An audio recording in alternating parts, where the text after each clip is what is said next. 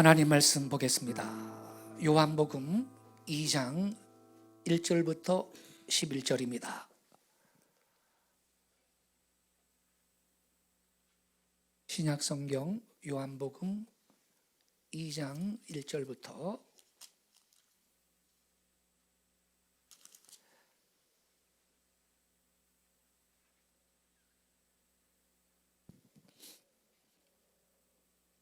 1절부터 11절까지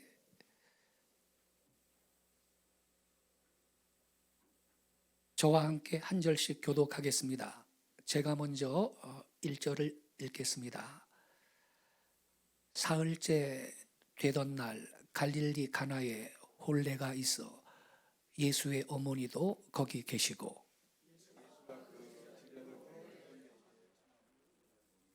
포도주가 떨어진지라 예수의 어머니가 예수에게 이르되 저들에게 포도주가 없다 하니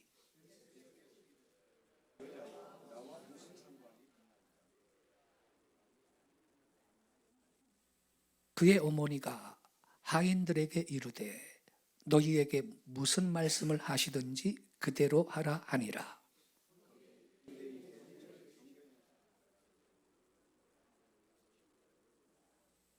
예수께서 그들에게 이르시되 항아리에 물을 채우라 하신즉 아기까지 채우니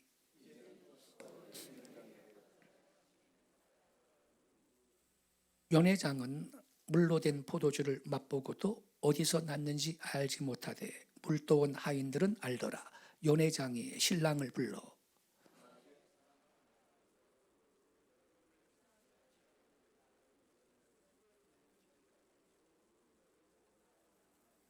11절은 같이 읽겠습니다. 예수께서 이 첫 표적을 갈릴리 가나에서 행하여 그의 영광을 나타내심에 제자들이 그를 믿으니라. 아멘.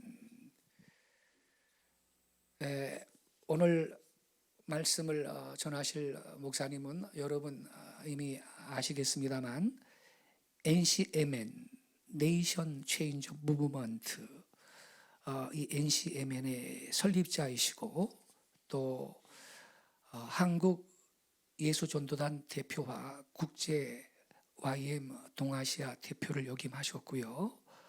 제주도 열방대학을 설립하시고 책임자로 장기간 사역을 하신 홍성건 목사님이 오늘 말씀을 전해 주십니다.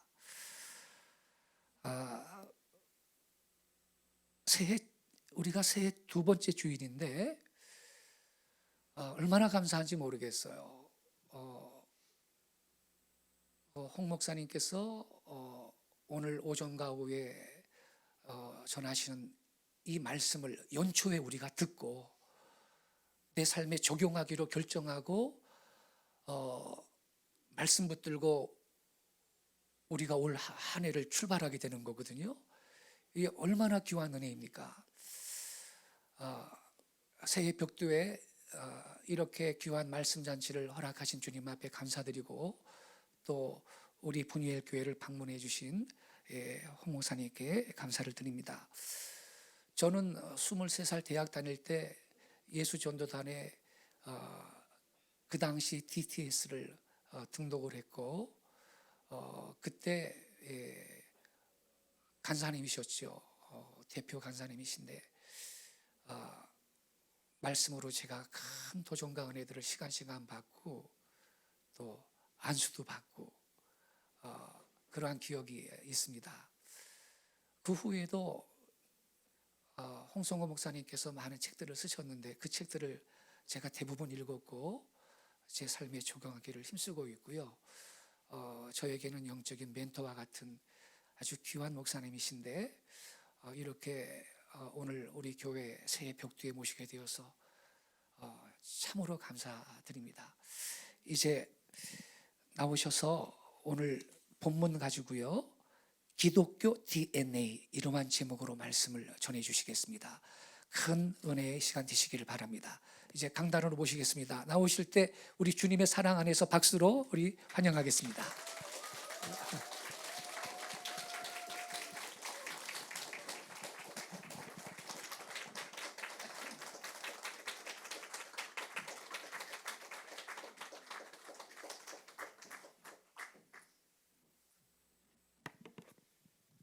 교회당을 들어오니까 이 디자인을 너무 잘하셨어요.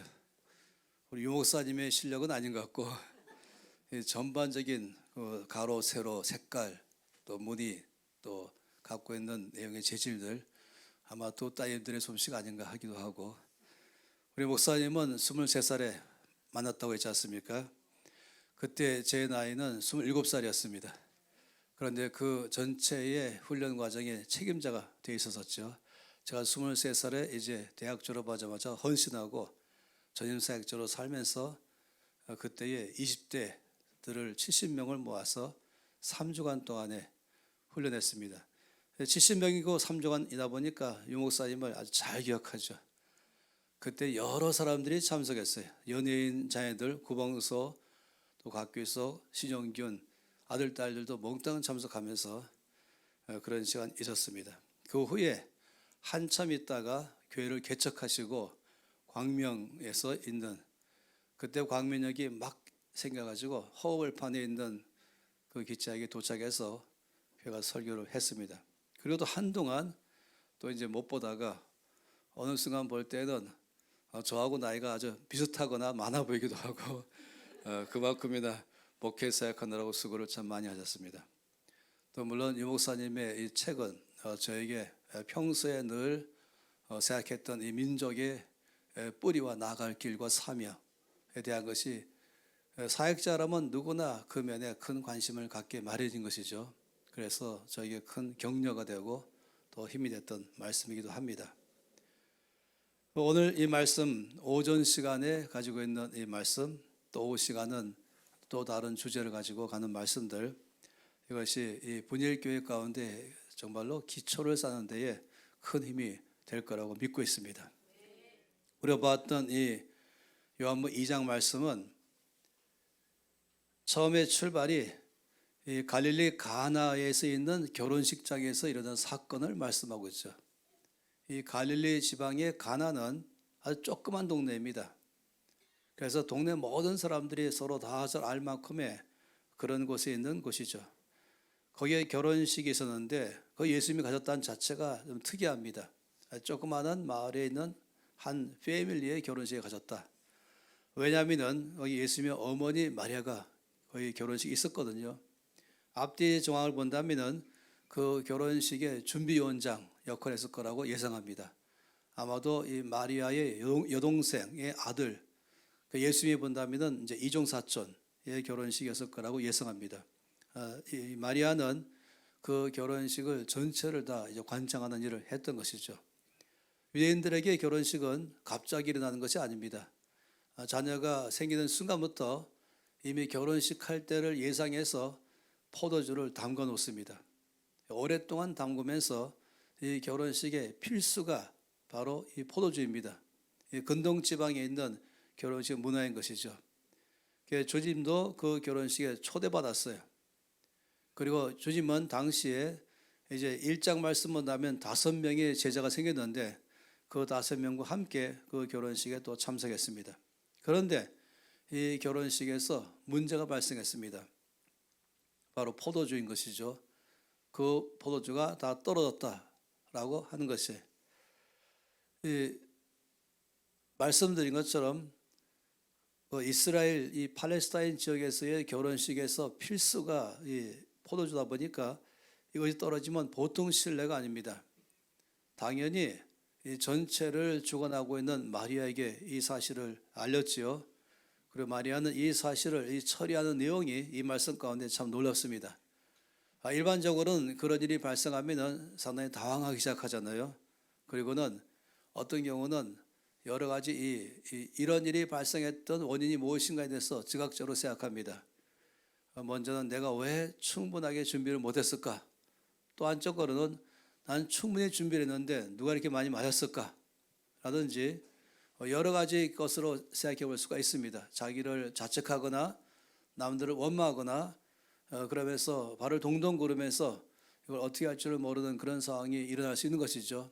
이것은 없어도 괜찮은 것이 아니라, 있으면 좋은 것이 아니라 반드시 있어야 되는 것이 바로 결혼식에서의 포도주인 것입니다. 이 말씀을 우리 안에서 이때 듣는다면 우리의 삶 속에서 가장 있어야 될 것, 반드시 있어야 되는데 그것이 없을 때 우리의 삶을 살다 보면은 그런 일이 있기 마련인 것입니다. 이럴 때 어떻게 반응하는가 하는 것을 이 말씀 안에서 또 우리가 주의 뜻을 들으면 참 좋겠습니다. 네, 마리아는 일찍부터 예수님을 잘 알고 있었죠. 그래서 그는 이것 가지고 이것저것 해결하려고 애를 쓰거나 자책하거나 염려하거나 불평하는 것이 아니라 바로 예수님께로 가져갔습니다. 그리고 이 문제를 예수님께 말씀을 드린 것이죠. 이것이 우리가 배울 수 있는 첫 번째 자세 아니겠습니까? 문제가 발생할 때에는 오히려 부정적으로 반응할 때가 아니고 오히려 이것은 주님이 역사하실 기회가 왔구나 라고 하면 참 좋겠습니다. 불평하거나 염려하기보다는 일단은 감사부터 하면 참 좋겠습니다. 이 범사에 감사하라는 말씀은 하나님이 어떤 상황에도 함께 계신다, 또 어떤 상황이라도 해결하신다, 이거에 대한 믿음의 적극적인 고백이 감사인 것입니다.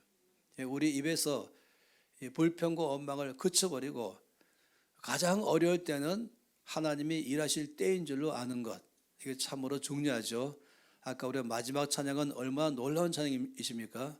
그것은 길을 만드시는 분, 기적을 행하시는 분, 약속을 지키시는 분, 바로 그 하나님이 나의 하나님, 그래서 He is my God 하면서 여러 차례 나의 하나님이십니다 라고, 그는 하나님이십니다, 그가 바로 모든 문제를 해결자이십니다.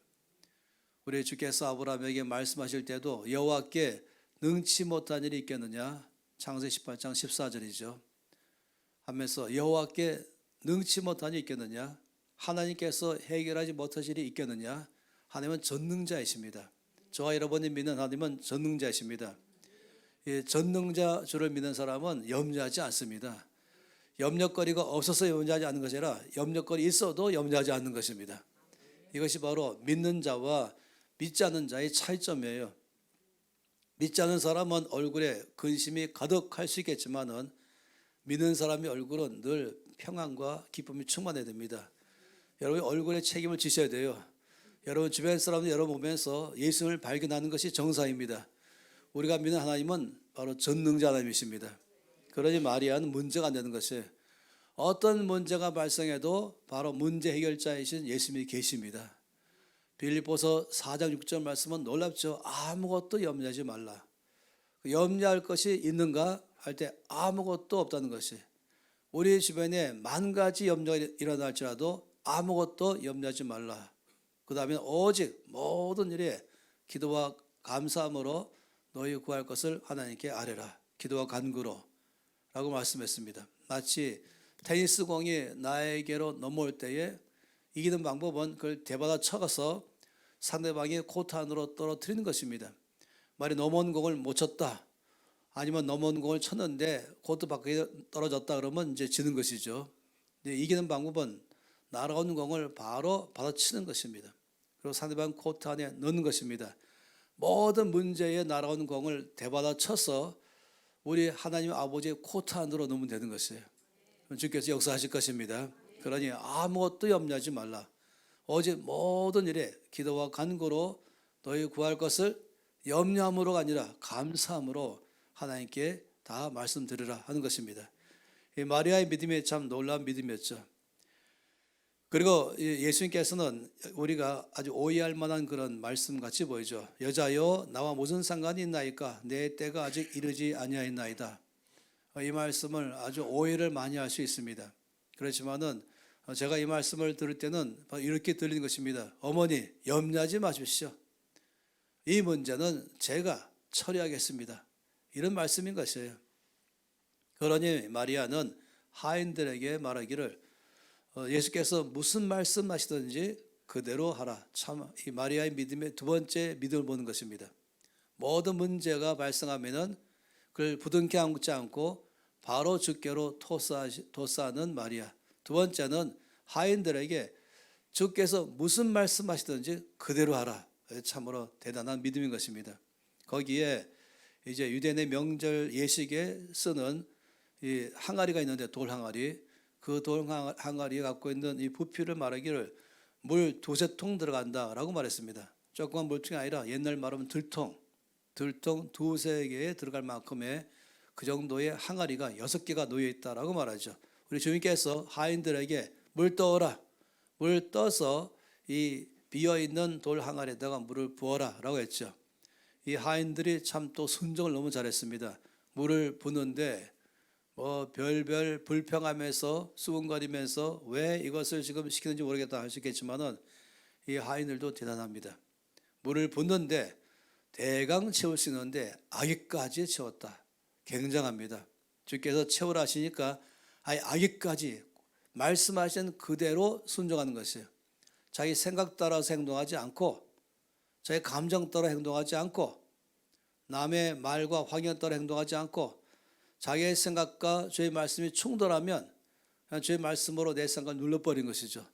내 감정과 주의 말씀이 충돌하면 주의 말씀으로 내 감정이 명령하는 것입니다.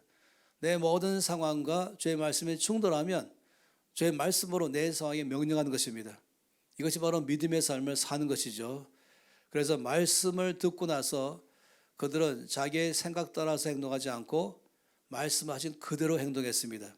그러니 물을 부려면은 6개의 항아리니까 일반적으로 해도 작게는 12번, 많으면 18번이나 가득 부어야 되는 것이에요. 붓고 또 부어야 되는 것이죠.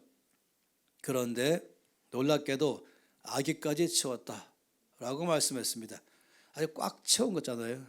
다 채웠더니 또의 주님께서는 그 물을 떠서 바로 연애하는 이 결혼식 필요인에 갖다 주라라고 말했습니다.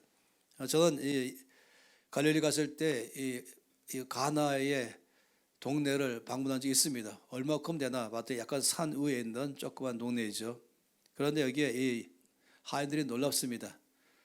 열심히 지금 힘들어서 물을 꽉 채워 놓자마자 바로 이 물을 떠서 지금 필요한 장소에 갖다 주라 하니까 이것도 더 어려운 것이에요.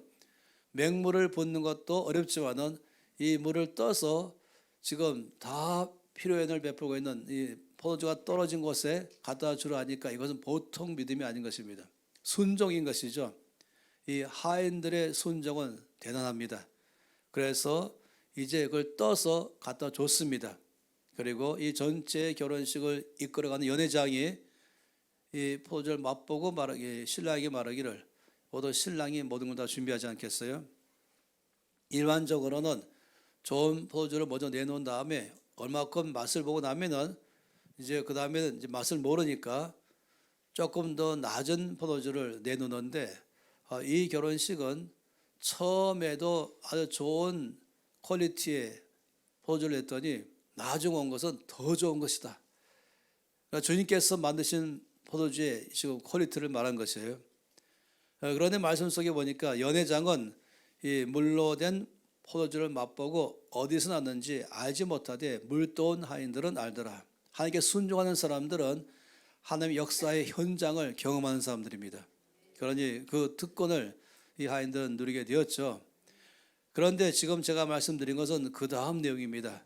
예수께서 이 첫 표적을 갈릴리 가나에서 행하셨다. 이 말씀이었어요. 이 땅에 오셔서 주께서 놀라운 일들을 많이 행하셨잖아요. 그 행하신 모든 것을 요한복음에서는 표적이다라고는 단어를 썼습니다. 이 단어는 기적이라는 단어하고는 구별되는 단어입니다. 기적 그러면은 사람이 바라볼 때는 일어날 수 없는 일이 일어나는 것, 너무 놀랍고 신기한 것들이 일어날 때를 우리가 기적이라고 말하죠. 근데 표적이라고 말할 때는 그게 아닙니다. 마땅히 일어날 것이 일어났을 때가 표적입니다. 이 표적이라는 말을 영어로 말하면 사인입니다. 은행 가서 내가 저축한 돈을 달라고 말할 때 종이를 내밀면서 여기다가 사인하세요 하지 않겠어요? 그것은 당신이 이 돈의 주인인 것을 증명해 주세요라고 말한 것입니다. 사인 또는 표적은 증명하는 것입니다. 주님이 행하신 모든 일들을 요한복음은 표적이라고 말을 썼어요. 다시 말하면 예수님이기 때문에 마땅히 일어나는 일이다. 우리가 보기는 기적이지만은 주님께서는 주님이 하나님의 아들이기 때문에 마땅히 있을 수 있는 주님의 사인이다. 이 말씀인 것입니다. 그래서 바로 주님이 이 첫 표적을 갈릴리 가나에 물을 포도주로 만든 이 사건을 통해서 일으키셨다라고 말씀을 하고 있습니다. 이 말씀 보다 보면은 자연적으로 알 수 있는 것은 바로 기독교의 일반적인 DNA가 무엇인가를 이 속에서 알 수가 있는 것이에요. 그러니까 기독교란 무엇인가? 예수 믿는 자의 삶이란 어떤 삶일까? 교회란 무엇일까? 교회는 어떤 게 교회일까? 이 모든 것에 대해서 교회이기 때문에 그냥 교회다움, 크리스찬이기 때문에 크리스찬다움, 기독교이기 때문에 기독교인다움, 이것을 다르게 말하면 표적인 것입니다. 주께서 이 첫 표적을 행하시면서 우리 가운데 이것이 바로 기독교다. 이것이 바로 믿는 사람들이 모여있는 교회다. 이것이 바로 예수를 믿는 모든 사람들에게서 일반적으로 나타나는 사인이다 라고 말씀을 하는 것이에요. 저는 이것 때문에 4가지를 말씀을 드릴 것인데요, 유 목사님이 반복적으로 기대감을 저와 여러분에게 줬습니다. 오늘 이 2번째 새해의 이 메시지가 한 해를 살아가는 중심점으로 주께서 주실 거라고 하는 기대인 것이에요. 제가 속으로 기대하는 것은 한 해만 아니라 분일교회의 평생에 갖고 있는 붙잡아야 될 기준점이라고 제가 믿고 있습니다. 그건 바로 주님의 말씀인 것이죠. 제가 여러분에게 전하는 저희 생각도 아닌 것이고 여러분에 대한 저희 기대가 아니라 우리 주께서 여기에 있는 이 분일교회를 향하신 주님의 기대인 것입니다. 앞으로 이 교회가 어떤 교회로 표적이 드러나는가, 이 교회가 주님의 교회라면은, 예수 그리스도의 교회라면은 당연히 예수 그리스도의 교회다운 표적들이 일어날 것이다 하는 것이에요. 이런 면에서 이 말씀을 함께 보기를 바란 것입니다.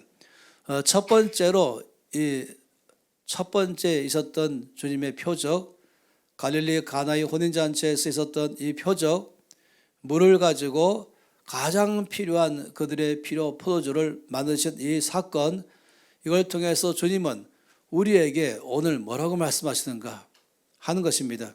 첫 번째는 이걸 보면서 기독교는 축제다 하는 것이에요. 다시 한번 축제란 말은 무엇입니까? 잔치잖아요. 우리 주께서 첫 번째의 표적을 장례식장에도 하셨어요. 그런데 바로 결혼식장에서 하신 것입니다. 이 결혼식에 갖고 있는 가장 큰 것은 축제입니다. 결혼식에서의 색깔은 밝은 색입니다. 장례식과는 전혀 다른 분위기죠. 결혼식에서는 경건 분위기가 아닙니다. 결혼식은 조용한 것이 아닙니다. 그건 장례식 분위기입니다. 결혼식은 시끌벅적합니다. 결혼식은 활기가 있습니다. 결혼식은 왔다 갔다 많이 합니다. 결혼식은 웃음소리가 큽니다. 결혼식은 말소리도 많이 있습니다. 웅성웅성하면서 2-3명씩 모이기도 하고 다 모여도 다 춤을 추는 것이에요. 우리나라 결혼식은 조금 더 수동적이지만은 서양의 결혼식이나 우리가 남미 결혼식 볼 때 보면은 이 결혼식 그러면 춤인 것이에요. 가장 좋은 기쁜 날 아니겠습니까? 최고로 기쁜 날. 그래서 이 결혼식이 갖고 있는 큰 특징은 축제인 것이에요. 주께서, 선생님께서 이 말씀을 첫 표적이다라고 말씀하시므로 기독교에 갖고 있는 근본적 DNA는 DNA다라는 것을 말씀을 하는 것입니다. 왜냐하면 이 교회로 모일 때만 생각해 보세요. 우리들은 모일 때마다 주여 나의 죄를 용서해 주시옵소서, 제 용서 받기 위해서 교회에 모이는 것이 아닌 것이에요. 우리는 이미 제 용서 받은 사람들이 모이는 것입니다. 모일 때는 자연히 기쁨이 있는 것이에요. 감사가 있고. 우리는 은혜 받으러 모이는 게 교회가 아닙니다. 교회 예배는 은혜 받은 사람들이 모여서 주 앞에 받은 은혜를 고백하는 시간들이고, 그래서 서로 가운데 표현하는 시간들인 것이에요. 이 결혼식 장소에서의 분위기와 교회에서의 모일 때의 분위기는 똑같은 분위기인 것이에요. 저는 이 교회 예배에서, 이 교회 주일날 예배 때 앞에다가 지금 예배 시간 전이니까 모두가 다 침묵으로 묵상하시기 바랍니다. 이 멘트를 제일 싫어합니다. 저는 교회에 들어올 때부터 시작해서 이 결혼식장처럼 시끌벅적하고 입구에서부터 막 난리가 났고 만나서 기쁘고 할 얘기가 많고 그러면서 웃음소리와 또 교제하는 소리와 그리고 시끌벅적한 소리와 그리고 아이들도 왔다 갔다 하는 소리와 이런 일들이 교회 안에 늘 풍성하기를 바란 것이에요. 유 목사님이 저희 교회 한번 오신 적이 있었었죠. 주일날 와보시고 그랬을 거예요. 이 교회가 왜 이렇게 시끄럽냐. 우리 분야학교는 조용한데 이 교회 왜 이렇게 시끄럽냐. 혹시 이 시끄러워서 예배 못 드리겠네 할지 모르지만 아니요. 저는 일부러 온 교회가 시끄러야 된다. 우리는 축제이기 때문에. 왜냐하면 우리는 기쁨을 가지고 온 사람들이에요. 이미 용서함 받은 사람이 모인 것이에요. 모든 죄가 이미 다 사함받아서 깨끗함을 입은 사람들인 것이에요. 우리는 모두가 다 이미 저주는 다 십자가에 끝나버리고 하늘의 복을 넘치게 받은 사람들이 모이는 것이 교회인 것입니다. 우리 안에 모든 슬픔은 이미 다 사라지고 하늘의 기쁨으로 임일구 안에 다 주신 것입니다. 우리 안에 있는 모든 두려움과 불안함은 다 주께서 대신 다 가져가시고 주님 우리 가운데 평강으로 넘치게 보여주신 것입니다. 너희 가운데 평강이 있을지어다 하신 것처럼 은혜가 넘치는 곳, 기쁨이 넘치는 곳, 감사가 넘치는 곳, 난 이미 자유합니다 하는 것이 있는 곳, 이것이 바로 교회인 것입니다. 그렇기 때문에 이 교회는 전체가 다 축제로 해야 되는 것이에요. 저는 이 말씀을 전하면서 일단 유 목사님부터 상당히 신경이 쓰이는 것입니다. 유 목사님부터 바뀌어야 되는 것 같아요. 아까 통성 기도할 때 보니까 목소리가 힘있고 소리 크신데 예배 인도할 때는 너무 작게 하고 전체 긴장시키는 것 같아요. 조용히 해야 되는구나. 조용히 경건하게 드려야 되는구나. 보니까 아주 합동측의 전형적인 목사님이세요. 아니 23살에 이미 은혜를 받아놓고도 왜 저러시는가. 오늘 와서 제가 좀 마음이 거북했어요. 아니 원래 받은 은혜대로 사시지. 얼굴도 웃지도 않으시고 너무 그래갖고서 우리 두 따님이 신경이 많이 쓰일 것 같아요. 우리 아빠가 지금 문제구나. 분야교회 제일 큰 원수는 아빠 아닌가. 죄송합니다. 우리 유 목사님은 바뀌면 교회는 바뀔 것이다. 그래서 거울 보시면서 웃으면서 나는 자유합니다. 나는 기쁩니다. 오늘 찬양 그렇지 않습니까? 제 영이 곳에 자유가 있다고 아까 노래 부른 것처럼 이 결혼식장에서의 갖고 있는 그 모습, 분야교회는 모일 때마다 축제다. 감사가 넘친다. 우리 이미 자유한 사람이다. 우리 이미 제사함 받은 사람이다. 우리 모든 저주는 이미 끝난 사람이다. 모든 두려움은 끝나 있고 평강과 기쁨이 넘치는 것. 이게 예수 믿는 자의 삶 아니겠습니까? 우리는 주 앞에 올 때마다 너무너무 기뻐서 노래 부를 때도 박수를 치기도 하고 손을 들기도 하고 또 점핑하기도 하고 이거는 저게 정상인 것이에요. 아까 목사님이 예배할 때는 영과 진리로 이 성령의 인도하심으로 성령이 계신 곳에 자유함이 있는 것이 바로 예배인 것이에요. 진리라고 말한 것은 바로 말씀에 따라서 말씀 속에 뭐라 했습니까? 주 앞에서 박수를 치면서 일어서서 춤을 추면서 외치면서 기뻐하면서 주 앞에 찬양하라. 이게 바로 주께서 말씀하신 예배의 본인 것입니다. 그 예배를 따라가야 되는 것이죠. 합동측 교리 따라가지 마시고 말씀에 나오는 예배를 따라가는 것이 바로 우리 교회인 것이에요. 분야의 교회는 앞으로 이제 두 따님이 첩자이기 때문에 제가 소식을 들을 것이에요. 교회 바뀌었냐? 축제로 됐냐? 우리 유 목사님 얼굴 표정이 밝아졌냐? 웃음이 넘치냐? 어느 성도가 다 기쁨으로 충만하냐? 모이면은 시끌벅적하면서 하는 것인가? 이런 것이 바로 이 교회 갖고 있는 특징이죠. 할렐루야. 저는 아무리 봐도 교회는 잔의식장이 아닌 것입니다. 모든 죄 때문에 울고불고 눈물을 흘릴 때도 있을 수 있겠죠. 왜냐하면 그런 사람마다 또 들으시고 위로하시고 회복하기 때문에. 그러나 교회는 근본적으로 이미 은혜 받은 사람들이 모이는 것입니다. 예수 믿지 않는 사람과 예수 믿는 사이에 아무런 차이가 없다면 그 이상한 거 아니겠어요? 표적 아니 표적. 예수 믿기 때문에 나오는 표적. 예수 믿는 사람이 모이는 교회이기 때문에 나오는 표적. 예수 믿는 사람이기 때문에 믿지 않는 사람과의 갖고 있는 차이점 표적. 이것은 감사로 표현하는 것입니다. 기쁨으로 표현하는 것입니다. 평강으로 표현하는 것입니다. 마리아처럼 우리는 사방에 여전히 예수 믿어도 문제가 많이 있지만 그러나 그건 하나님이 안 계신 것이 아니라 우리들에게 생긴 문제는 하나님의 심을 증명할 기회가 왔구나. 간증할 기회가 왔구나. 주께서 역사하실 때가 왔구나. 할렐루야. 그렇기 때문에 여러분 먼저는 이제 우는 연습부터 하고 교회 오세요. 뭐 근심 걱정 가지고 오는 것이 아닌 것입니다.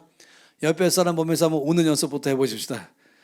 옆에서 좀 바라보세요. 서로 보시면서 좀 웃어보세요. 얼굴에 좀 기쁨을 가지고 평안하게. 표현이 안 되신 분이 한두 분이 계시는데 저 옆을 보시면서 여러분 동의하십니까? 예수 믿는 사람이 갖고는 이 표적 DNA는 기쁨인 것이에요. 자유함인 것이에요. 용서하는 사람이 모인 것입니다. 그렇기 때문에 당연히 축제가 첫 번째로 되는 것이 정사인 것입니다. 그러니 첫 번째로 기독교는 축제다. 교회는 축제다. 모일 때마다 축제로 모인다. 우리는 장례식장 모인 것이 아니라 우리는 결혼식장에 모인 것이다. 그래서 이 안에서 이 따스함과 밝음과 빛남으로 꽉 차기를 바란 것입니다. 우리는 이미 저주가 떠났습니다. 하늘의 복이 이미 우리 것이 되었습니다. 이 말씀에 끝없이 말씀하고 있잖아요. 앞으로 올 것이 아니라 이미 십자가로 끝낸 사건, 영단번 한 번 끝내고 결과가 우리 가운데 와 있다고 말하는 것이 온 성경에 말하고 있는 복음 아니겠습니까? 그러니 우리는 그것은 누려야 되는 것이에요. 그걸 갖다가 표현해야 되는 것이에요. 그래서 연습 많이 해야 됩니다. 웃는 연습 많이 하시고, 그리고 밝은 연습 많이 하시고, 감사하는 말을 많이 하시고, 아버지 내 속에 가신 모든 은혜 참으로 감사합니다. 예배곡도 우리 오늘 보니까 예배 인도자가 열심히 그쪽으로 가려고 애를 쓰는 것이 보이는 것이에요. 가급적이면은 밝고 축제가 있고 소리가 높고 그리고 또 박수를 치고 일어나고 이런 역 꽉 차기를 바란 것입니다. 어떤 사람은 아무 의미도 없이도 노래방 가서 노래 부르는데 우리는 의미가 있는 것이에요. 우리 이미 이루어진 사실 때문에 기뻐하는 것입니다. 그러니 이제 분야의 교회 기대가 큽니다. 이제 다음 주부터 이제 서서히 한 번에 안 되겠지만 조금씩이라도 일단 유 목사님의 목소리 톤부터 바뀌고 웃음이 나오고 지금 앞에 보니까 유 목사님 웃으니까 너무나 멋있네요. 아주 자유로우시고 할렐루야. 유 목사님 기뻐하십시오. 이 자유를 누리십시오. 할렐루야. 오랫동안 합동층 목사님이 계셨는데 이제부터 예수의 목사로 계시 바랍니다. 할렐루야. 그러니 우리 노래는 단조가 없습니다. 장조입니다. 템포가 빠르고 또 소리가 높고 주께서 말씀하시를 손바닥을 치면서 즐거이 노래할지어다. 춤을 추며 주 앞에 노래할지어다. 소리를 외치며 노래할지어다. 이것이 바로 진리로 영으로 예배하는 예배인 것이죠. 그래야 모든 사람들이 이 교회를 보면서 저들은 왜 기쁘냐? 왜 얼굴이 늘 평안하냐? 왜 얼굴 가운데서 갖고는 모든 면에서 어떤 일 때문에 늘 감사합니다 말할까? 그리고 왜 모든 상황 가운데서 나와는 다르게 살아갈까? 그것은 바로 예수 때문에 그런 것입니다. 주님 우리 가운데 이미 놀라운 일을 해 놓으셨습니다. 그렇기 때문에 첫 번째가 바로 기독교는 축제다. 두 번째는 기독교는 가족이다. 결혼식장은 무엇입니까? 가족이에요. 결혼식 하는 날은 가족이 모이는 날입니다. 친구가 모이는 날이 아니라 가족이 모이는 것이 먼저 아니겠어요? 얼마나 많은 친구가 모이냐가 아니라 얼마나 많은 가족이 모이느냐, 이것이 결혼식이 중요한 것입니다. 저기 부산에 있다가도 결혼식 날에는 와야 되죠.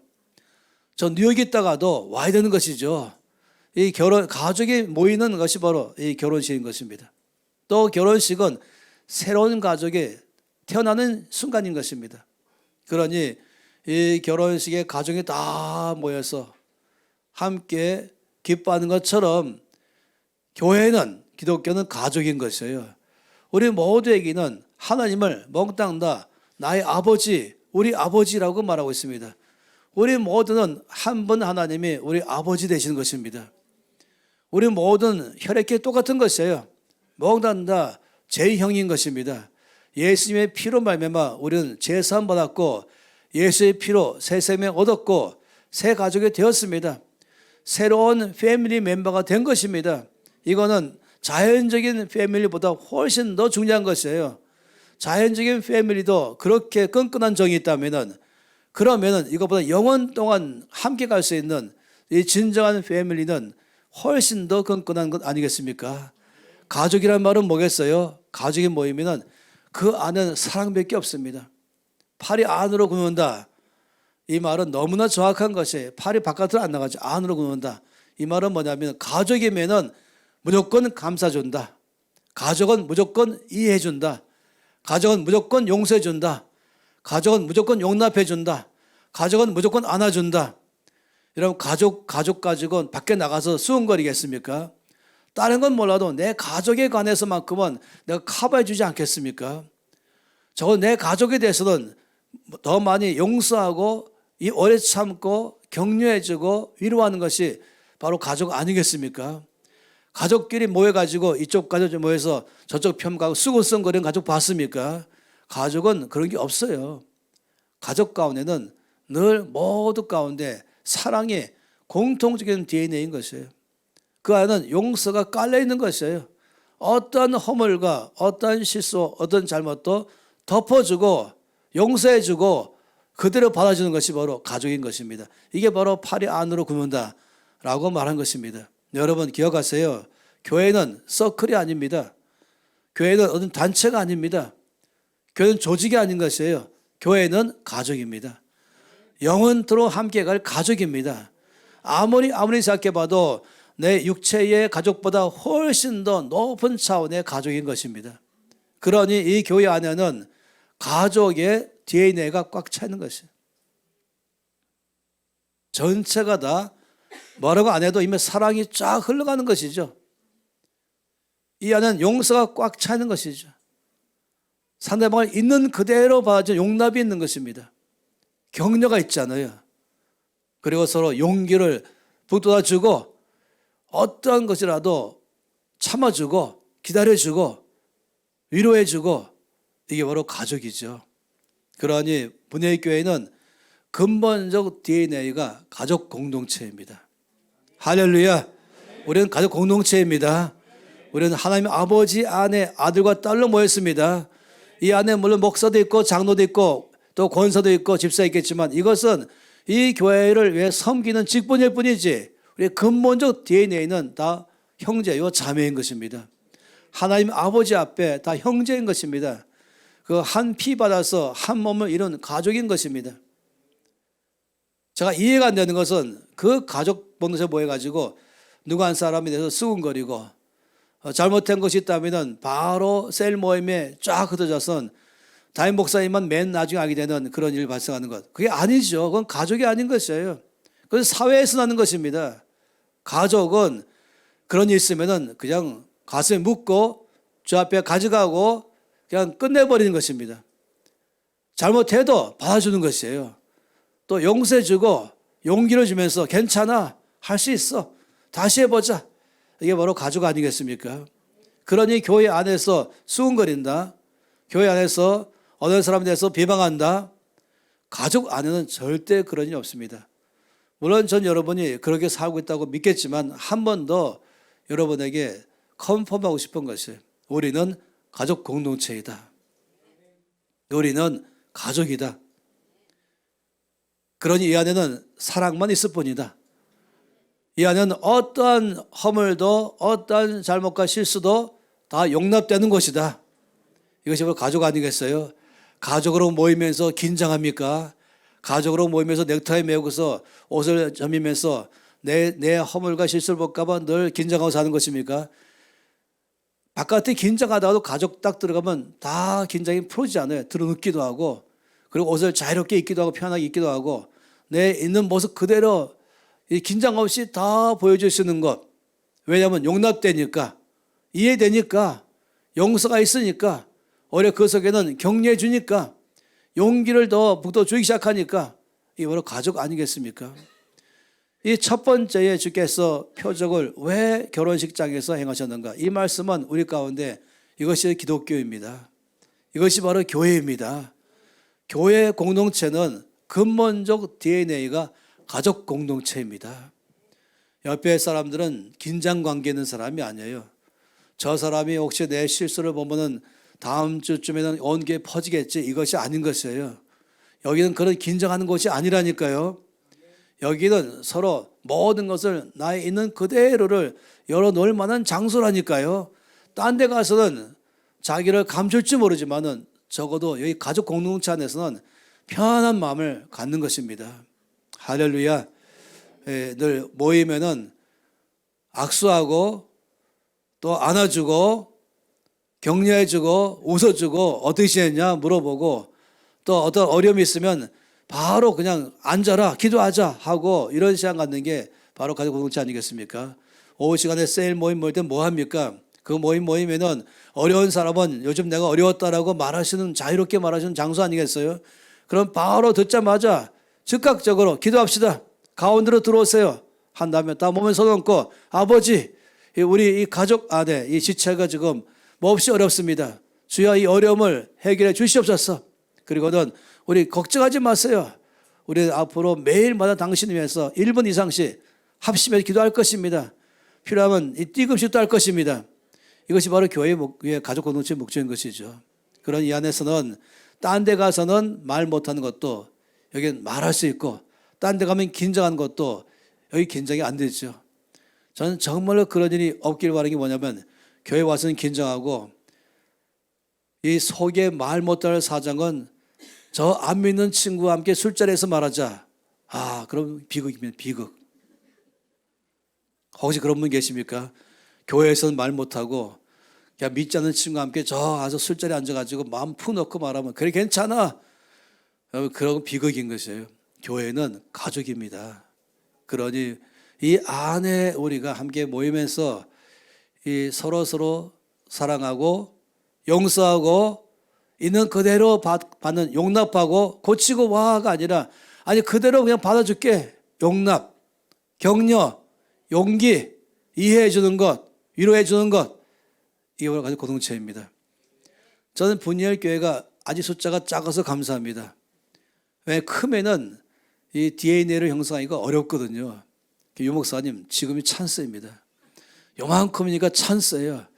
여기서 똘똘 뭉쳐서 본예의 교회의 DNA를 확실히 만들어 놓으면은 이제 새로 오는 사람마다 오면 다 그런 줄 알고 쑥 들어올 것이에요. 제가 섬기는 교회는 처음부터 그렇게 시작했습니다.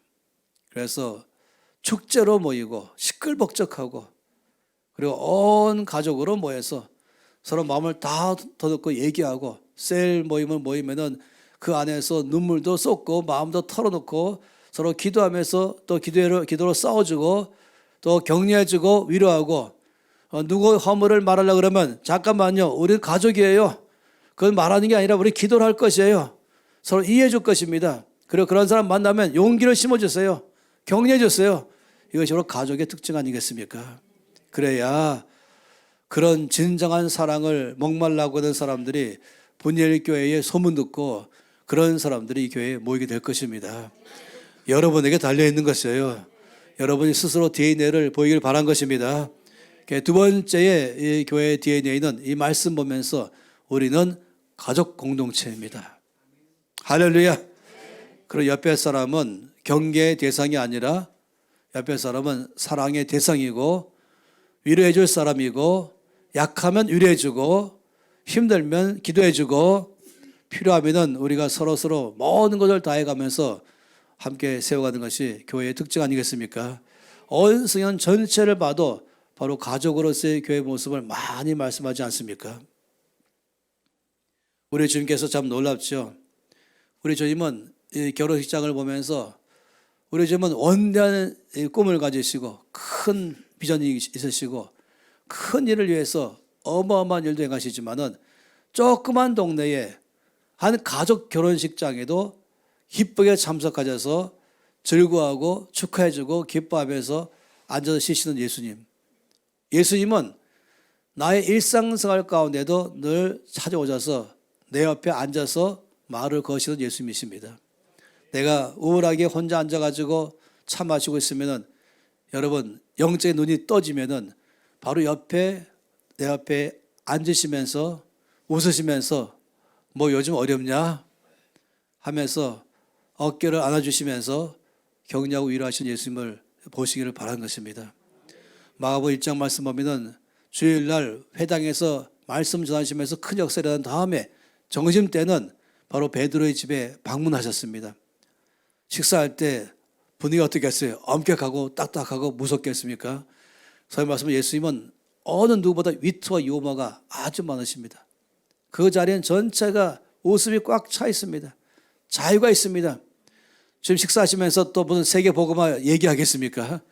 서로 어제 어떠냐 하면서 내가 지난주에 옷을 사 입었는데 마음에 안 들어 하면서도 말씀도 하시고, 우리 지금 그러신 분이라니까요. 그 끝나자마자 바로 전도 나갔습니까? 아니요. 저녁 때까지 앉아서 소파에 앉아가지고 차 마시면서 이런저런 얘기를 재밌게 하셨다니까요.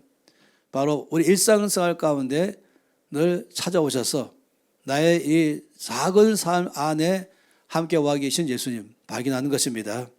세 번째 말씀 보면서 기독교는 DNA가 생명인 것이에요.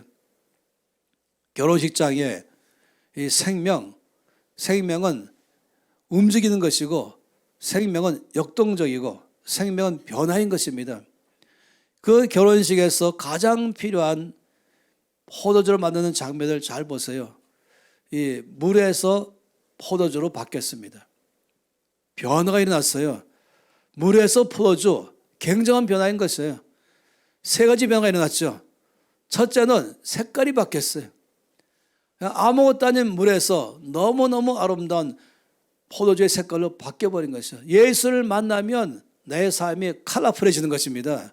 흑백이 아닌 것이에요. 칙칙하고 어둡고 무의미하고 단조로운 것이 아니라 갑자기 컬러풀하게 내 삶에 정말로 하나님의 그 아름다움이 내 안에 일어나는 것입니다. 변화인 것입니다.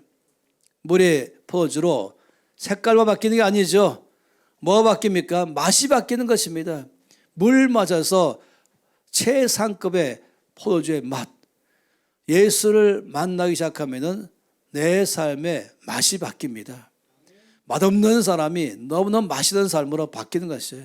말할 때마다 너무 예쁘게 말하고 멋있게 말하고 삶 자체가 맛이 있는 것입니다. 그 전까지는 정말로 맛이 없는 맹물 같은 삶이었다가 예수 안에서 나의 삶의 변화는 너무너무 맛있는 포도주 같은 삶으로 바뀌는 것입니다. 그래 오죽하면은 성령 안에서 여러 차례 나를 사망에서 생명으로 옮겼습니다. 저주를 다 제하시고 축복을 내내 주었습니다. 모든 슬픔을 제거하고 내 기쁨을 주었습니다. 라고 바로 나의 모든 결박된 죄나 아니면 모든 재정이나 아니면 관계나 다 묶여있던 삶에서 오셔서 어깨에 무거운 짐을 벗겨버리시고 내 결박을 풀어버리시고 나의 진정한 자유를 주었습니다. 세 번째, 물의 포도주의 변화는 냄새의 변화예요. 향기. 냄새가 없던 물에서 너무너무 이 향기가 나는 것으로 바뀌는 것 아니겠어요? 그러니 고린도후서 2장에서는 너희는 그리스도의 향기라, 3장에서는 너희는 그리스도의 편지라, 너희는 새로운 피조물이 되었다. 완전히 새로운 변화가 일어났다. 나의 삶에 얼만큼의 변화가 일어날까? 물이 포도주로 바뀐 만큼의 변화. 이것이 바로 기독교의 DNA인 것이에요. 우리는 수많은 종교 중에 한 종교가 아니니까요. 옛날에는 당시의 종교는 어디입니까? 라는 표시할 때 있지 않습니까? 저는 그거를 어릴 때부터 표시할 때마다 늘 불만이었어요. 왜 기독교는 모든 종교 중에 하나냐? 아닌 것이에요.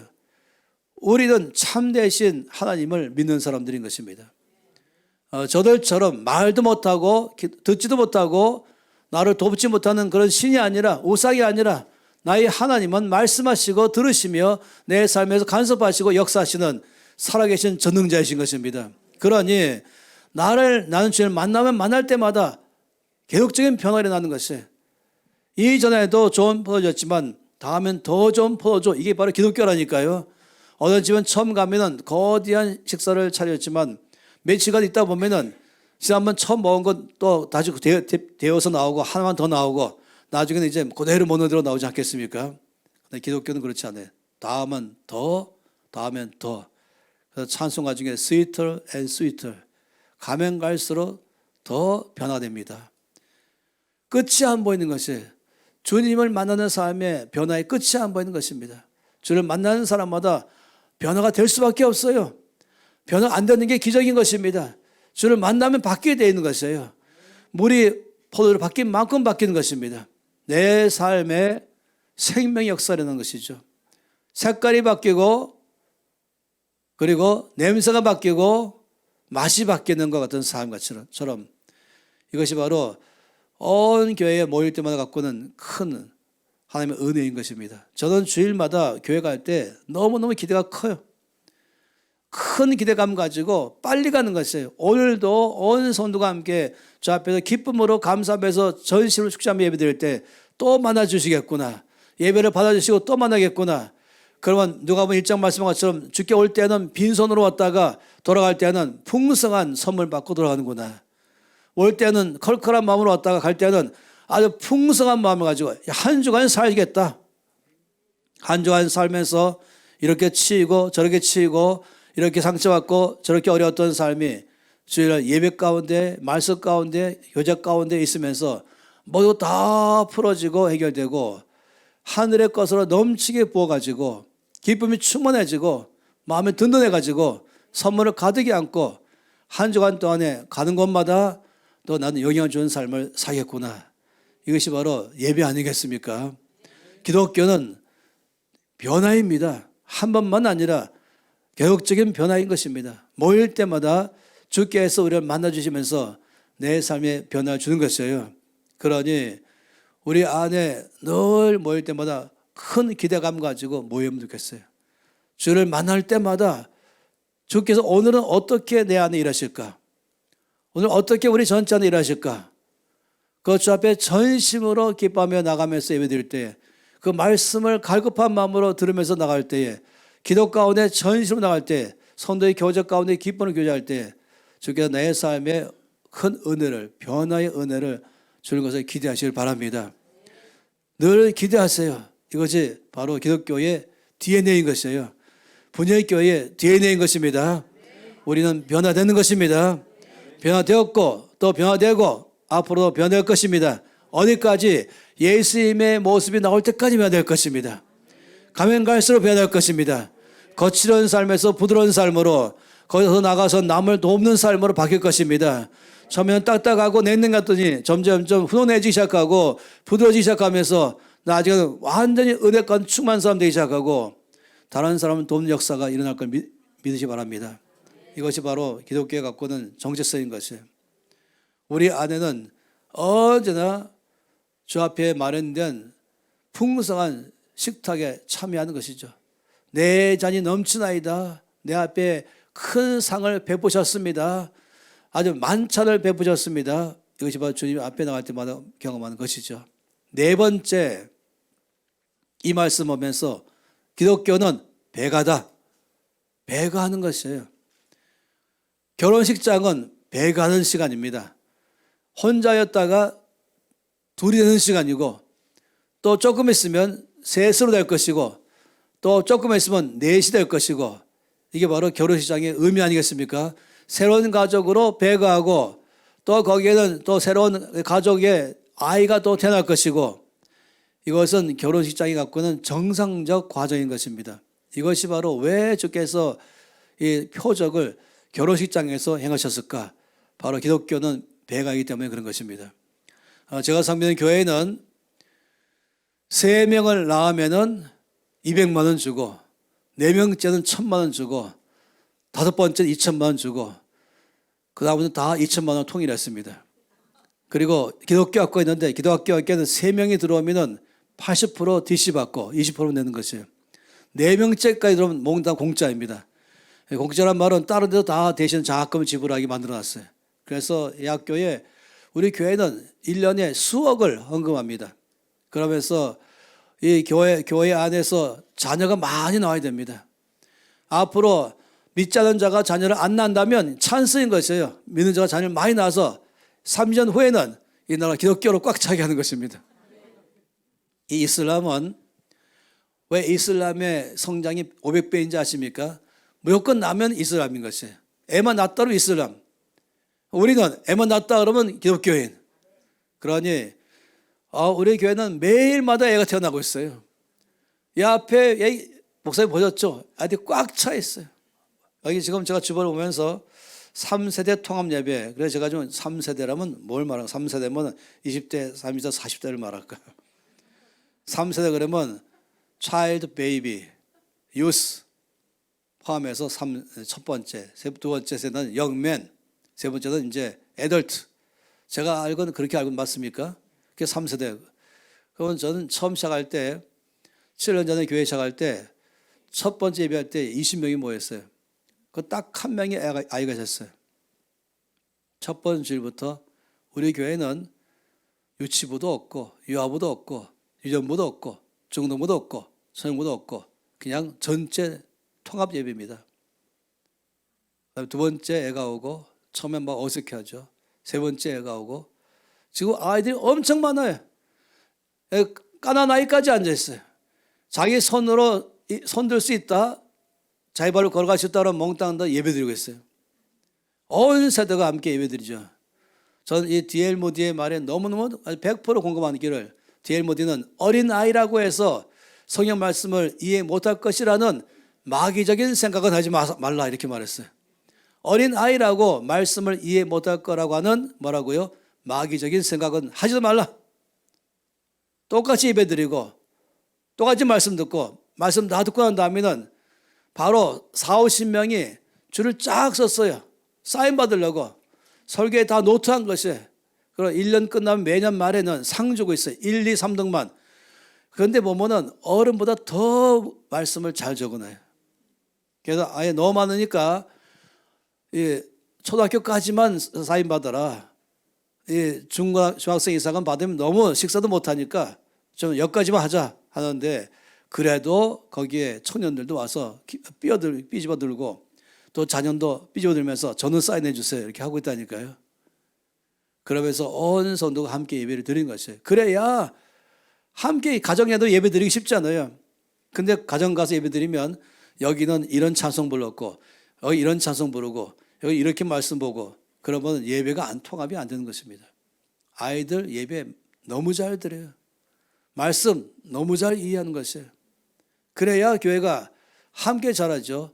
이 조그만 나무와 큰 나무가 함께 나란히 심어놓으면은 조금 나무끼리 심은 나무보다 더 빨리 자라게 되어 있어요. 막 경쟁하면서 나도 좀 키가 커야 된다 하면서 이게 정상인 것이에요. 큰 나무 밑에 작은 나무는 작은 나무끼리 나무보다 더 빨리 자란다.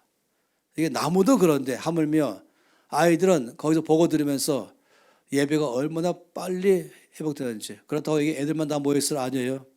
그러면 좀 안 되거든요. 아빠, 엄마 옆에 같이 있으면서 먼저 본을 보이면서 전심으로 예배드리면서. 유 목사님이 아마 예배 참석하면서 충격받지 않았을까. 도대체 이게 뭔 교회냐. 정신도 없네. 애들 꽉 차 있네. 그게 정상이기 때문에 저는 그래서 3세대 통합 예배를 기대를 많이 했었어요. 언제 오나, 애들이 언제 오나. 오후 시간에 셀 모임 때는 이제 다 부서별로 나눠지죠. 똑같은 주제를 가지고 나누되 아이들의 눈높이 맞춰서 따로 하는 것이에요. 물론 오후 시간에도 우리 여기처럼 1시 반에 예배 드리는데 1시 반부터 20분 예배 드리고 강사가 40분간 또 강의합니다. 공통적 강의한 다음에 그다음부터 40분 동안 셀 모임을 흩어져서 그 강의 가지고 셀별로 나누는 것이에요. 그럴 때는 유치부는 유치부대로, 유년부대로 거기에 또 셀로 모여서 그리고 또 나누는 것입니다. 그렇게 해서 딱 끝나요. 그렇게 해서 이제 한 주간의 삶을 살게 하는 것이죠. 왜냐하면 기독교는 배가인 것입니다. 늘어나는 게 정사인 것입니다. 성경에서 사도행전 말씀 보면 믿는 자의 수가 날마다 더하더라. 이게 바로 정성 아니겠어요? 결혼해서 애 낳는 게 정성 아니겠습니까? 가족이 늘어나는 게 정성 아니겠습니까? 그러지 기독교의 정상은 배가인 것입니다. 교회가 배가하고 전도해서 배가하고 먼저 여러분들이 뜨겁게 서로 축제로 가족으로 변화로 우리 안에서 본을 보이면 저절로 오기 시작하는 것이에요. 바로 거기에 나도 함께하고 싶다. 진정한 사랑이 있는 곳에, 진정한 가족이 있는 곳에, 진정한 예배가 있는 곳에 나도 그 속에 함께 주 앞에 나가겠다 하면 이 김포 주변에는 얼마나 많이 있습니까? 전 여기 오늘 처음 오면서 아주 기대가 컸어요. 그러면서 여기는 첫 번 만나자마자 유 목사님께 여기 봄, 여름, 가을 되면 경치가 좋겠습니다. 이 앞으로 여기는 이 주변에 얼마나 많은 사람들이 지금 몰리고 있습니까? 그러니까 열쇠는 여러분에게 달려 있습니다. 축제, 그리고 가족, 그리고 변화, 그리고는 배가. 이것이 바로 우리 기독교의 DNA이며 또 크리스찬들의 DNA인 것입니다. 옆에 사람 보고 말해보세요. 우리 교회 DNA는 축제입니다. 또 옆에 사람 보고 우리 교회 DNA는 가족 공동체입니다. 세 번째, 우리 교회 DNA는 변화와 성장입니다. 네 번째, 우리 교회 DNA는 배가입니다.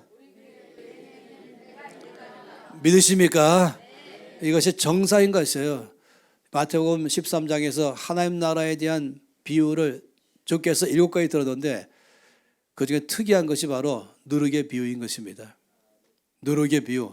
여러분, 이 밀가루 반죽한 다음에 거기다 누룩을, 이 이스트를 넣으면, 제가 어릴 때부터 저희 어머니가 늘 이제 이 빵을 만들기, 술빵 만들기 위해서 딱 만들고, 그리고는 요만큼 만들고 큰 다라에 넣어놔요. 이 요만큼 만들고, 그리고 뚜껑을 다 덮어놓죠. 아침 되면 꽉 차잖아요, 술빵으로. 왜냐하면 거기 DNA, 거기에 이스트, 효소를 넣기 때문에 그런 것이죠. 그래서 하나님 나라는 바로 누룩과 같다. 그래서 적은 것이 크게 늘어나는 것, 이것이 바로 배가인 것입니다. 이것이 교회의 정사인 것입니다. 그래서 교회가 늘어나는 게, 가족이 늘어나는 게 정사인 것처럼, 그래서 가족도 늘어나시고, 결혼할 때는 목표를 세우세요. 분회의 교회에 결혼할 때는 아이는 5명을 만들겠다 작정하시고, 그래야 되는 것이에요. 그래야 20년 후에 엄청나게 혜택 받을 거예요. 30년 후에 이 나라가 정말 유목사님이 늘 말하고 계시는 세계를 섬기는 코리아가 되게 될 것이에요. 우리가 멀리 바라보고 지금부터 만들어 가야 되는 것이죠. 유목사님도 앞으로 이제 손주가 10명은 될 것입니다. 그래야 이제 갑자기 그냥 엄청난 배가 일어나는 것이죠. 그 10명이 또 다시 또 5명씩 하면 50명 또 늘어나는 것이에요. 그러면 목사님 살아계신 동안에 순식간에 100명을 만나야 될 것입니다. 이 사위 포함해서 말입니다. 쭉 해서 지금도 기도하세요. 5명, 10명 손주 주시옵소서. 저 앞에 딸들의 의사 상관없이 저 기도하시면 되겠습니다. 그래서 우리 교회 전체는 다 최소한 3명쯤 돼야 명함을 내미는 교회 다 되게 해주십시오. 이것이 바로 여러분 어느 성도 가시길 바랍니다. 정말로 이 이슬람 사람들만 전또 애를 하면 안 되잖아요. 우리 믿는 사람들이 아이도 많이 낳고, 영적 아이도 많이 낳고, 그래서 교회도 배가하고 또 가족도 배가하는 시간 갖기를 바라는 것입니다. 함께 손 높이 들겠습니다. 이 말씀 앞에 통성으로 기도하십시다. 아버지께서 교회의 DNA를 이미 주신 것, 우리 교회는 축제 공동체입니다. 우리 교회는 가족 공동체입니다. 우리 교회는 변화와 성장 공동체입니다. 우리 교회는 배가 공동체입니다. 아버지, 우리 교회를 통하여 영광 받아주시고 이 주변의 모든 사람들에게 소문나는 교회가 되어서 예수 믿는 사람들의 모습을 다 우리 교회 통해서 보게 하셔서 아버지 영광 받아 주시옵소서. 제가 바로 그런 사람의 주인공 되겠습니다. 통성으로 기도하시겠습니다. 아버지 참으로 감사하며 주 앞에 나아갑니다. 기독교의 가장 DNA를 우리 가운데 말씀하시니 감사합니다. 주님, 우리 교회 전체 가운데는 축제 공동체로 늘 모일 때마다 축제로 모입니다. 기쁨이 충만하며 감사가 넘치며 우리를 자유케 하신 것, 우리 가운데 모든 저주를 다 제거하시고 하늘의 복을 몸넘치신 걸 기억하면서 늘 축제 공동체로 주 앞에 나갑니다. 기쁜 노래가 있고 높은 노래가 있고 늘 춤이 있고 즐거움과 축제로 모이겠습니다. 아버지, 우리 교회는 모일 때마다 가족으로 모입니다. 사랑에 충만하며 이 안에서 용서와 용납과 서로 격려하고 용기를 북돋주며 이해하며 위로가 넘치는 이 교회로 늘 모이겠습니다. 우리 교회 모일 때마다 변화를 일으킨 주님 감사합니다. 물이 포도주를 만드신 주님, 우리 삶 가운데 색깔을 바뀌게 하시고 맛이 바뀌게 하시고 향기 나게 하시는 주님을 찬양합니다. 나의 개인의 삶에도 이 전전에 가시는 주님을 찬양합니다. 아버지, 배가 일으킨 주님이십니다. 우리가 갈수록 배가 되어서 가족이 배가 되게 하시고 믿는 자가 배가 되어서 온 교회 전체를 통해서 아버지 영광 받아 주시옵소서. 역사하는 주님을 찬양합니다. 행하신 주님을 찬양합니다. 하나님 아버지 감사합니다. 오늘 말씀 앞에 우리가 아멘으로 응답합니다. 주님, 기독교는 축제요, 가족이요, 또 변화와 성장이요, 그리고 또 배가입니다. 분야교회 가운데에 이 놀라운 기독교의 모든 표적이 다 드러나게 할 줄로 믿습니다. 모일 때마다 축제 공동체로 모이고 즐거움과 자유가 기쁨이 충만하며 높고 그리고 밝은 찬송으로 꽉 차게 해 주시옵소서. 모일 때마다 가족 공동체로 모입니다. 사랑이 이 전체를 덮게 하시고 용서와 용납과 이해와 위로가 격려와 용기를 북돋는 것이 늘 넘쳐나서 모일 때마다 자유해지고 힘을 얻는 시간들로 되게 해 주시옵소서. 변화가 일어나며 성장하는 교회, 배가는 교회로 이 분야교회를 사용하여 주시옵소서. 이 교회를 통하여 아버지 영광 받아 주시옵소서. 주 예수 이름으로 기도합니다. 아멘.